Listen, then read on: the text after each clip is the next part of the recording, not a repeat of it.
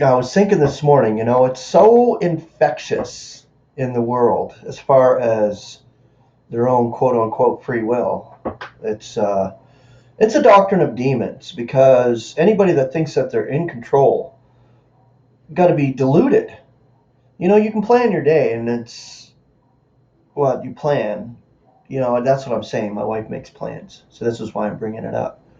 Plan this, plan that, plan this, plan that, and that's why I posted that video yesterday because it's frustrating. We think we make plans and this is going to happen and that's going to happen when it doesn't. This free will doctrine is sick. It's sick because it makes God like what? Okay, well, God's catching up. We're making plans and God's catching up to him? I don't think so. It just makes me almost ill when I think how sick it really is and how deep it's gone into humanity, this doctrine of free will. I don't like what some of the shit that happens in my life, but this is purposeful and God is gracing me with it. Every experience, all of us, every moment, every heartbeat, every breath. How can we change anything? Every attempt that I've ever attempted, thinking that, okay, well, this has got to work, this has got to work, it never works. But it never works for a purpose. So look at the absolute and realize that God is operating the all. And believe Scripture and believe the truth and believe the Word of God when you read it and study it, knowing that God is not slack in his promises. He provides at the right possible time. His timing is perfect because he scripted it well before we were ever born. And this is what I say to everybody that thinks they have their willy-nilly free will. All right. So, a beautiful Wednesday, yes it is. I just let you know that Uber thing so far didn't work out. I was supposed to get a background check. So this is another thing. I love how God stops things, from happening until the right perfect timing, His perfect timing.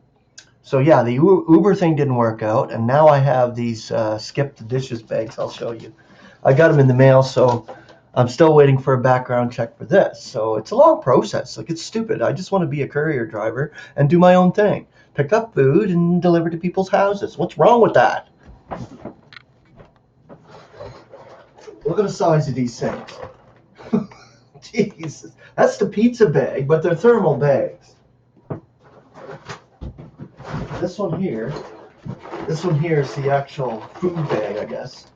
But yeah, it's got the skip the dishes logo on it. I don't care, man. My wife bought me those, $60. Now she's pissed off because I'm not on the road yet. Well, what can I do? There's no such thing as free will. I tell her that, but it doesn't help her situation when she's thinking the way she thinks. Well, I should be doing something. Well, I don't know what I'm supposed to be doing. I'm attempting everything. Well, God's in absolute control, so until it happens, it doesn't happen, and God is scripted it well before this whole deal even started. So there you go. Now I'm on a rant, a little bit of a rant. But I do want to continue this article before this video flex clip that I have shuts off. I got a certain amount of time to do this. All right, so the three blessings for our perception. Now, perception for us is from the heart, spiritual perception. As God gives us belief and realization, we come into that realization through spiritual perception, and it comes from the heart. With the heart, it's believed, and with the mouth, it's avowed what we believe. So, what is the expectation of His calling? And what the riches of the glory of the enjoyment of His allotment among the saints? And what the transcendent greatness of his power for us who are believing. Ephesians 1:18. What we are to perceive is summarized for us in three magnificent clauses centered around the three great qualities mentioned in 1 Corinthians 13:13, namely expectation, love, and faith. In the first, God's calling provides us with the glorious expectation, and we have a glorious expectation. All this fuff and all this experience of evil to humble us, it'll be soon gone like a fart in the wind. And we will take up our burden of glory. And it's a burden of glory, a heavy weight of glory that's coming for us. As we saw earlier in our studies, we are pre-expectant in the Christ. He knows. He's coming for us. We'll soon be snapped out of here, snatching away, meaning a wolf coming in and grabbing its prey and snatching it out. That's how fast it's going to be. At a moment, atomos. In the second, by virtue of the vast love with which he loves us, he draws us to share in the enjoyment of his allotment among the saints.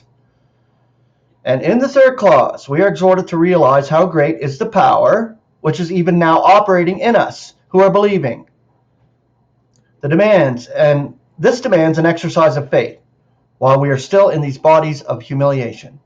But God has already given us that faith to believe. Romans 12:3 and Ephesians 2:8. Let us now consider the three clauses separately. Okay. What is the expectation of his calling? God's calling of the saints is not primarily for the present, but for the future. Therefore, it is bound up in an expectation. Though we have a function now, while we are still on the earth, cross-reference 2 Corinthians 5:18 through 20 and Ephesians 3:10, our main opportunities for service will be in the eons to come. So that's when the service will come forth. Right now, we're doing our channels, we're doing our videos and everything, which is awesome, because God graces us to do this. But in the eons to come, we'll be reconciling the whole universe back to God through Christ, our head, our brother. And this is going to be fabulous. So then we don't have to worry about these bodies of humiliation, the dying to die and death. Death will be abolished at the end of the eons, the consummation when death is abolished. Then God will be all in all. But in the meantime, we get to enjoy Aeonian life and reconciling the heavens, the celestials, back to God. This is amazing. This is an amazing allotment, and this is Christ's allotment that we will be enjoying and taking up to bring back the universe to God, his Father. His calling takes us indeed among the celestials and joins us with Christ in his work of reconciling the universe to God.